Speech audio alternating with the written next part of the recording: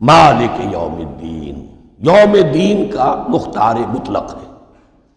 دین عربی زبان میں کہتے ہیں بدلے کو، دناہم کما دانو کما تدینو تدانو، یہ کہاوت ہے۔ جیسے اردو میں ہم کہتے ہیں جیسا کرو گے ویسا بھرو گے، کما تدینو تدانو، تو یہ ہے بدلہ، اس کا بنیادی مفہوم جو ہے وہ بدلہ ہے۔ تو بدلے کا ایک دن ہے جس دن فیصلہ ہوگا کہ کون کیا کما کر لایا ہے اور اسے کیا بدلہ ملنا چاہیے۔ آیا اس کا برائیوں کا پلڑا بھاری ہے کہ اسے سزا ملنی چاہیے، یا اس کی حسنات اور نیکیوں کا پلڑا بھاری ہے کہ اسے جزا ملنی چاہیے، اس کا انعام اور اکرام کے ساتھ معاملہ کیا جانا چاہیے۔ وہ ایک دن ہے، اسے ہم یوم القیامہ کہتے ہیں۔ اور لیکن اصل بات جو یہاں کہی گئی، یعنی ایک جملے میں 3 باتوں کا اعتراف ہو رہا ہے۔